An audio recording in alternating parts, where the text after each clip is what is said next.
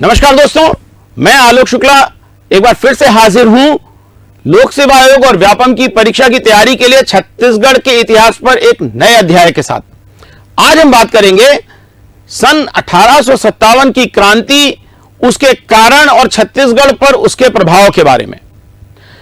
1857 के पहले कुछ महत्वपूर्ण विद्रोह हुए जिन्होंने 1857 की क्रांति की जमीन तैयार की। इसमें सबसे महत्वपूर्ण था सोना खान का विद्रोह। सोना खान के जमींदार बिंझवार राजपूत थे। कलचुरियों के समय में इन्होंने सोना खान की जमींदारी सैनिक सेवा के पुरस्कार स्वरूप प्राप्त की थी और इन्हें कर मुक्त जागीर के रूप में दी गई थी। इस जमींदारी में 12 गांव थे। अंग्रेजों के समय में भी यह जमींदारी कर मुक्त ही रही। इतना ही नहीं, रामराज के समय इस जमींदारी को 300 रुपए का नामनूक भी प्रदान किया गया था और खरोद के संरक्षण के लिए 90 रुपयों की अतिरिक्त व्यवस्था भी की गई थी। इस प्रकार यहां से अंग्रेजों को कोई टकोली नहीं मिलती थी, परंतु 303 रुपए 12 आने का राजस्व मिलता था। जेनकिंस ने लिखा है कि सोना खान का जमींदार राम राय अंग्रेजों के खिलाफ विरोध और आक्रोश प्रदर्शित करता रहता था, जिसके कारण कैप्टन मैक्सन ने उसे बंदी बनाया और बाद में इस शर्त पर उसे जमींदारी वापस की गई कि वो भविष्य में अनुचित व्यवहार नहीं करेगा। प्रथम अंग्रेज डिप्टी कमिश्नर ने भी सोना खान के जमींदार के विरुद्ध लिखा है कि उसकी क्रूरता और अहंकार की सूचनाएं प्राप्त होती रहती थीं। नारायण सिंह ने 35 साल की उम्र में अपने पिता राम राय की मृत्यु के बाद जमींदारी का प्रभार ग्रहण किया। वे जनहित के कार्यों में रुचि रखते थे। वर्ष 1856 में भीषण अकाल पड़ा। लोग भूखों मरने के लिए, अपनी जान बचाने के लिए यहां वहां घूम रहे थे। लोगों ने कसडोल के एक व्यापारी माखन के गोदाम में रखा हुआ अनाज लूटा और नारायण सिंह जी ने उसको भूखी जनता के बीच में बांट दिया। उन्होंने अपने इस कृत्य की सूचना स्वयं ही रायपुर के डिप्टी कमिश्नर को भेजी। डिप्टी कमिश्नर ने इसे कानून विरोधी मानकर नारायण सिंह को बुलाया और उनके न आने पर उनका गिरफ्तारी वारंट जारी कर दिया। 24 अक्टूबर 1856 को बड़ी कठिनाई से उन्हें संबलपुर से बंदी बना के रायपुर लाया गया और डकैती का आरोप लगाकर जेल में डाल दिया गया। 10 माह 4 दिन रायपुर जेल में रहने के बाद नारायण सिंह वहां से भाग निकले। कहते हैं उन्हें जेल से भागने में सैनिकों ने ही मदद दी थी। सूचना मिलने पर उन्हें खोजने के लिए लेफ्टिनेंट नेपियर और लेफ्टिनेंट स्मिथ को भेजा गया। उसी समय संबलपुर के क्रांतिकारी सुरेंद्र साय भी हजारीबाग जेल से निकल भागे थे। नारायण सिंह ने सोना खान में 500 सैनिकों की सेना बनाई और अंग्रेजों की मदद देवरी और अन्य जमींदारियों ने की। सोना खान से कुछ दूर नाले के पास नारायण सिंह ने स्मिथ पर आक्रमण किया। इस बीच 2 दिसंबर को कटंगी से एक बड़ी फौज आकर स्मिथ से पहले ही मिल चुकी थी। स्मिथ ने पहाड़ी को चारों तरफ से घेर लिया।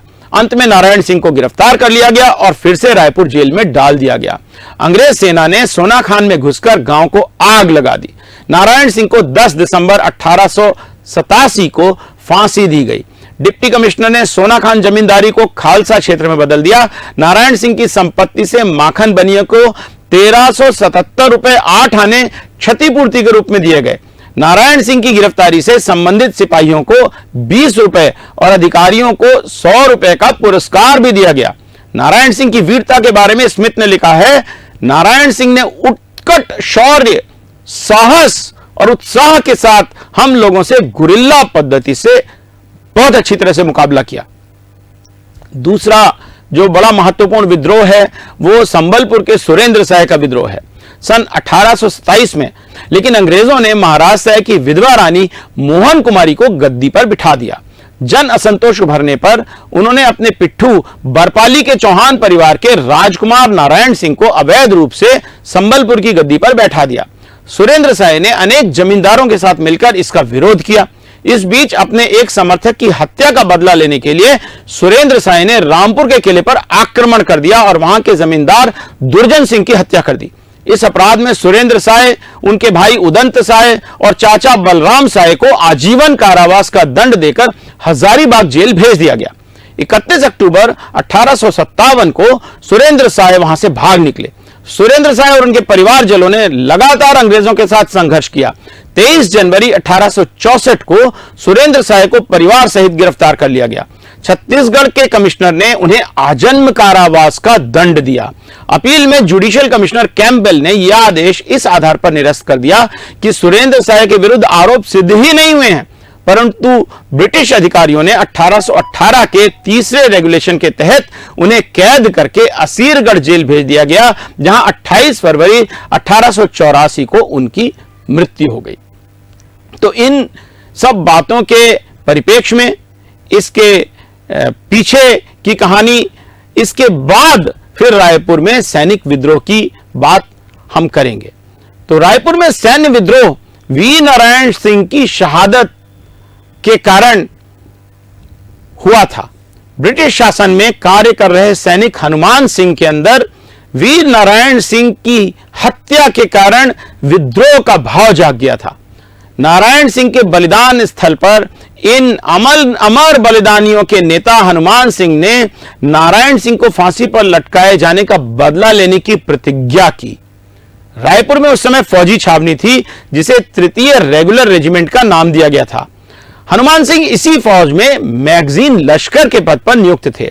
सन 1857 में उनकी आयु 35 वर्ष की थी।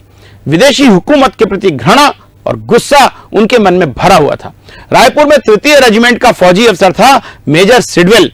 दिनांक 18 जनवरी 1858 को रात के 7:30 बजे हनुमान सिंह अपने 2 सैनिकों को साथ लेकर सिडवेल के बंगले में घुस गए और तलवार से सिडवेल पर घातक प्रहार किए।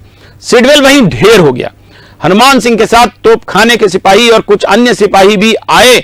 उन्हीं को लेकर वो आयुधशाला की ओर बढ़े और उसकी रक्षा में नियुक्त हवलदार से चाबी छीन ली। बंदूकों से भरे हुए कारतूस वहां पर उनको मिले। दुर्भाग्यवश फौज के सभी सिपाही उनके आह्वान पर आगे नहीं आए। इसी बीच सिडवेल की हत्या का समाचार पूरी छावनी में फैल चुका था। लेफ्टिनेंट रेविट और लेफ्टिनेंट CH लूसी स्थिति पर काबू पाने के लिए प्रयत्न करने लगे। हनुमान सिंह और उनके साथियों को चारों ओर से घेर लिया गया। हनुमान सिंह और उनके साथी 6 घंटों तक अंग्रेजों से लोहा लेते रहे, लेकिन धीरे धीरे उनके कारतूस समाप्त हो गए। अवसर पाकर हनुमान सिंह फरार होने में सफल हो गए, लेकिन उनके 17 साथियों को अंग्रेजों ने गिरफ्तार कर लिया। इस क्रांति के नायक बने 17 भारतीय सिपाहियों को फिरंगियों ने पुलिस लाइन रायपुर में खुलेआम तोप से उड़ा दिया। इनके नाम हैं हवलदार गाजी खां और दूसरे 16 सिपाही गोलंदाज शिवनारायण। इनके नाम हैं हवलदार गाजी खां और दूसरे 16 सिपाही गोलंदाज शिवनारायण, मुल्लीस या मुल्लू, अब्दुल हयात, पन्ना लाल, मातादीन, बल्ली या बलीहू दुबे, ठाकुर सिंह, अकबर हुसैन, लाल सिंह, परमानंद, बदलू या बुद्धू, दुर्गा प्रसाद, शोभाराम, नूर मोहम्मद, देवदीन और शिव गोविंद। तो ये रायपुर की पुलिस लाइन के सैनिक विद्रोह के बारे में हमने बात की। इसके बाद हम बात करेंगे एक और विद्रोह की। ये उदयपुर के विद्रोह के नाम से जाना जाता है। उदयपुर पर सरगुजा परिवार की एक शाखा का राज था। यहां के राजा कल्याण सिंह और उनके भाई पर मानव हत्या का आरोप लगाकर उन्हें कैद कर लिया गया तथा रियासत पर अंग्रेजों ने अधिकार कर लिया। 1857 के विद्रोह के समय राजा अपने भाइयों के साथ उदयपुर पहुंचे और 1858 में उन्होंने सैनिक संगठन करके विद्रोह किया और कुछ समय के लिए अपना राज्य स्थापित कर लिया। 1859 में सरगुजा के राजा की सहायता से इन्हें गिरफ्तार करके काला पानी की सजा दी गई और अंडमान भेज दिया गया। इस सहायता के लिए यह रियासत सरगुजा महाराज के भाई बिंदेश्वरी प्रसाद सिंह को दे दी गई। तो ये हम बात कर रहे हैं जो 1857 का विद्रोह और उसके आसपास की घटनाएं हैं, उनके संबंध में। आज के लिए इतना ही। अगले बार फिर उपस्थित होंगे एक नए अध्याय के साथ। नमस्कार।